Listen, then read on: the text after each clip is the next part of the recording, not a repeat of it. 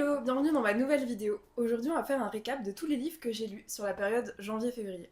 Faut savoir que j'ai pas lu beaucoup de livres, j'ai fait un terrible score de 5 livres en 2 mois, ce qui est très peu. C'est pour ça que je les combine dans cette vidéo, je triche un petit peu. Mais je trouve que c'est quand même intéressant d'en parler, donc je vais vous les présenter. En premier livre, j'ai Je suis ton soleil de Marie Palvenko. Je l'ai vraiment beaucoup apprécié, on peut voir il y a plein d'animaux et d'objets sur cette couverture. Je me demandais pourquoi à la base, et une fois qu'on a lu le livre, en fait on comprend pourquoi chacun de ces objets est présent sur la couverture. On va suivre une adolescente qui s'appelle Déborah, qui va vivre des situations très compliquées, comme on peut en vivre à l'adolescence. Elle va avoir une relation très compliquée avec ses parents, qui eux-mêmes ont aussi des problèmes d'un côté, donc on verra pourquoi au fil de l'histoire. Elle va aussi apprendre un secret, ça va être difficile pour elle. Vraiment, son monde va s'écrouler, elle va s'éloigner de sa meilleure amie. C'est vraiment des thématiques très récurrentes quand on est adolescent. Sa meilleure amie s'éloigne parce qu'elle rencontre un garçon. Mais heureusement, elle va tomber sur 2 autres garçons qui vont devenir ses amis, c'est Jamal et Victor. Ils vont former un sacré trio, il va se passer de belles aventures et ils vont être là les uns pour les autres. Ça va être vraiment magnifique. Elle va bien sûr se nouer d'amitié, elle va aussi tomber amoureuse et en même temps elle va avoir tous ses tourments parce qu'il y a des choses compliquées qui se passent à la maison. Et finalement, elle doit gérer beaucoup de choses toute seule malgré le fait qu'elle soit assez jeune. On va lire la 4e de couverture. Jamal s'incruste dans mon champ de vision. Il s'accroupit au milieu du hall lui aussi. Ses grandes incisives sont comme des antennes qui lui sortent de la bouche. Je colle mes genoux contre ma poitrine. Le monde est flou. Soudain, je suis certaine que c'est la raison pour laquelle on pleure. S'extraire du monde qui nous fait souffrir. Les larmes brouillent les visages, les gens. Elle protège des méchants et de la réalité. Déborah va être assez tourmentée, ça va être un petit peu tout le thème de ce livre, mais elle va se battre pour s'en sortir, que ce soit pour ses notes, que ce soit pour ses amis, elle va vraiment se battre pour sa famille aussi. On s'attache vraiment aux personnages, je les trouve drôles. La protagoniste aussi est très drôle, elle est souvent sarcastique, elle n'hésite pas aussi à répondre aux gens, enfin j'ai vraiment beaucoup aimé le personnage. Et il y a des situations bouleversantes aussi qui arrivent. Je trouve que c'est un très beau livre qui rassemble beaucoup de choses qui peuvent arriver finalement quand on est adolescent. Je trouvais ça vraiment beau et touchant comme écriture, j'ai beaucoup aimé la plume. Donc je le conseille, si vous êtes du genre à aimer ce genre d'histoire, bah allez-y, foncez, il est vraiment bien. Autre livre dont je vais vous parler, c'est tout simplement Un hiver pour te résister de Morgane Moncomble. Ça vient de la série Season, c'est le 2e tome, le premier étant celui en automne. J'ai déjà lu celui d'automne en automne et en hiver, j'ai profité de janvier-février pour lire ce livre. Je l'ai vraiment beaucoup aimé, c'est une romance et ça se passe vraiment dans le monde du patinage. Les personnages, je les trouve assez attachants, plus que dans le tome 1. J'ai un peu moins aimé le tome 1 sur l'automne. J'ai plus aimé le tome sur l'hiver. En plus, c'est vraiment dans un esprit de compétition, de concours, de patinage artistique, donc c'est très intéressant. J'aime beaucoup les moments où il détaille tout ce qui est concours, les moments où il passe sur les musiques et tout. C'est pas du tout un monde que je connais, et j'ai trouvé ça très intéressant de l'apprendre à travers ce livre. La romance est aussi très sympathique, elle met du temps à s'installer, c'est assez réaliste je trouve. Chaque personnage est un peu tourmenté par ses propres démons, on va dire. Ce que vous allez comprendre, je vais vous lire la 4e de couverture. Star montante du patinage artistique, Lily n'a qu'un seul objectif, remporter la médaille d'or aux mondiaux. Lorsqu'elle rencontre son nouveau partenaire, elle est aux anges. Son modèle de toujours. C'est lui, Orion Williams. L'homme qu'elle se surprend à mépriser dès leur première rencontre. Champion maudit, Orion ne rêve que d'une chose, arrêter le patinage artistique. Quand son coach lui impose une dernière partenaire, il craint qu'elle finisse comme toutes les autres, blessée ou pire. Sa plus grande fan, c'est elle, Lily Pam. La femme avec qui il doit cohabiter pour les 4 prochains mois. Malgré leur début houleux, c'est dans la tragédie que Lily et Orion se rapprochent en espérant remporter la première place. Mais à quel prix ? Il y a eu vraiment pas mal de rebondissements, pas mal de challenges qu'ils ont dû tous les deux affronter durant ce livre. Vraiment, je l'ai beaucoup aimé, je l'ai lu assez vite. Donc c'est une belle romance. C'est un petit peu vite fait un ennemi to lovers parce que comme on l'a compris, elle à la base elle est très fan d'Orion. Mais suite à un mauvais épisode entre eux, très vite en fait elle va plus pouvoir le voir en peinture et lui-même il va tout faire pour que elle ne se rapproche pas de lui. Il ne veut pas tisser de lien, donc il y a vraiment ce côté où au tout début ils peuvent pas se voir en peinture. Et petit à petit ils vont apprendre à s'apprécier. Je vous le conseille, je l'ai trouvé sympa, surtout pendant la période d'hiver. Un petit roman agréable. Autre livre que j'ai lu sur la période janvier-février, mais que je n'ai malheureusement pas sur moi puisque c'est mon papa qui me l'a prêté, c'est Tu mourras moins bête. C'est le tome 1 sur tout ce qui est science et cinéma, il me semble. C'est sous format BD, c'est très intéressant, c'est très accessible aussi, facile à lire. Moi j'ai appris pas mal de choses, j'ai beaucoup ri, j'ai bien aimé. Franchement c'était une lecture vraiment agréable, entre 2 livres un peu longs, c'est sympa ce genre de lecture aussi. Tu peux le lire un peu comme tu veux quoi, t'es pas obligé de le lire d'une traite parce qu'à chaque fois ça va traiter d'un sujet différent. Donc j'ai vraiment beaucoup aimé, l'autrice a beaucoup d'humour aussi. Donc je recommande aussi pour tous les fans, je vais mettre le livre ici à côté de moi pour que vous puissiez voir à quoi il ressemble. Nouveau livre dont je vais vous parler et dont j'ai déjà parlé plusieurs fois sur ma chaîne, d'un côté il vaut le coup aussi, je l'aime beaucoup, c'est Pénélope, Reine d'Ithaque, c'est le tome 1 du Chant des déesses. Déjà l'édition est trop belle, on a un grand rond un peu ocre, avec ici un joli jaspage. C'est un très beau livre. Je l'ai beaucoup apprécié, alors il est très gros, hein. Faut quand même aimer lire les descriptions de paysages et de lieux.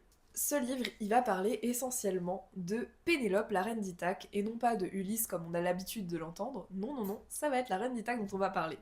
Et ce qui est intéressant, c'est que gouverner en Grèce à cette époque en étant une femme, c'est quasi impossible, parce que déjà, tu n'as pas le droit d'exprimer un avis de manière haute ou d'affirmer tes opinions, c'est pas possible, c'est pas accepté.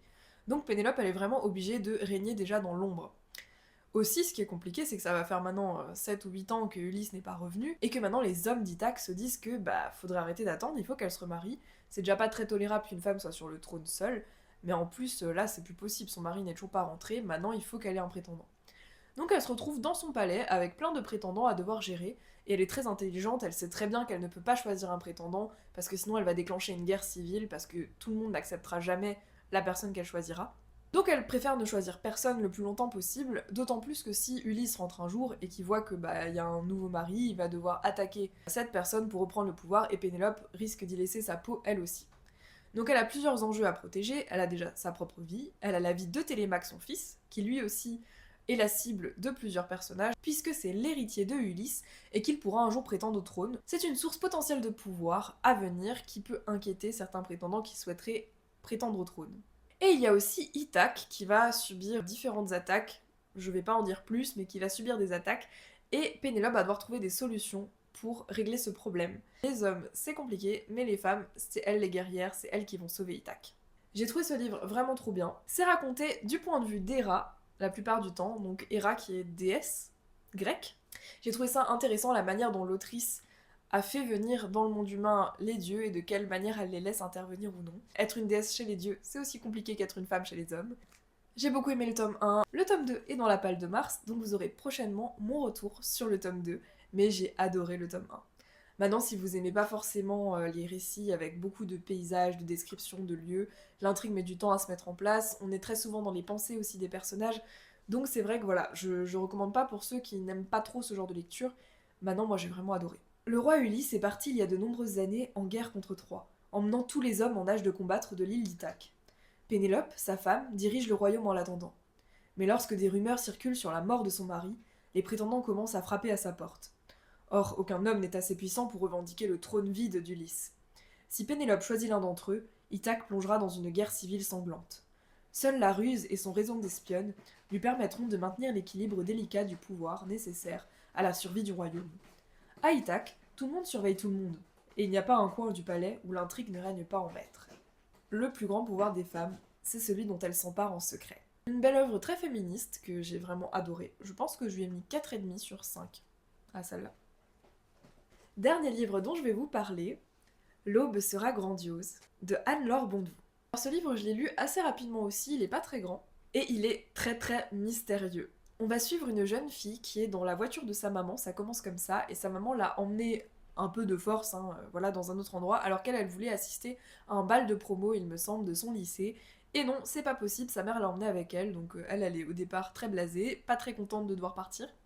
Mais en réalité, sa mère a un grand secret à lui révéler. Et elle va finalement toute la nuit, c'est pour ça que ça s'appelle L'aube sera grandiose, durant toute la nuit, elle va lui raconter son histoire, autant finalement à elle-même la mère que à elle-même la fille. C'est ça qui va être très intéressant. Elle va lever le voile sur beaucoup d'éléments, ou en tout cas déconstruire beaucoup de choses dont la fille était persuadée. Et en fait non, c'est pas comme ça que les choses se sont passées. C'est touchant, on va suivre des personnages attachants, des personnages qui sont dans une situation quand même assez précaire, où c'est pas évident, qui font tout pour s'en sortir, qui vont vivre une vie assez tumultueuse, avec plein d'épopées, plein de choses qui vont se passer, plein d'arcs narratifs différents, parce qu'on va alterner en fait entre ce passé que la mère va raconter et le présent où la fille écoute, où la fille interagit avec sa mère et attendre dans un lieu secret qui est ici, sur la couverture. On va vraiment en apprendre plus sur cette famille. Donc je vous en dis pas beaucoup plus parce que c'est vraiment toute la force de ce roman, c'est le côté mystérieux de l'intrigue. Mais je vais vous lire la 4e de couverture.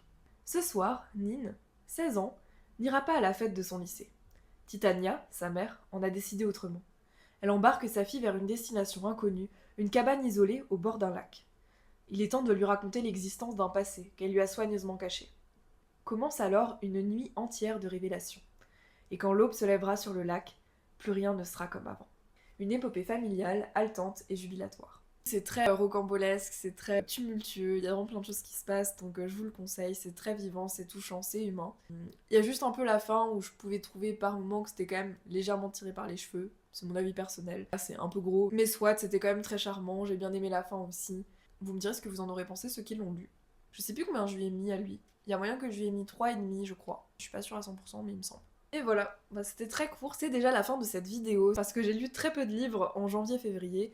Heureusement, je vais me rattraper sur les prochains mois. Dites-moi si vous avez déjà lu certains de ces livres, ça m'intéresse, et ce que vous en avez pensé aussi. Si vous avez aimé cette vidéo, si vous aimez entendre parler de livres, n'hésitez pas à vous abonner à ma chaîne, et à mettre un petit like, ça fait toujours plaisir, et puis ça motive, ça booste. Sinon, je vous souhaite une bonne journée, et je vous dis à dimanche prochain pour une prochaine vidéo.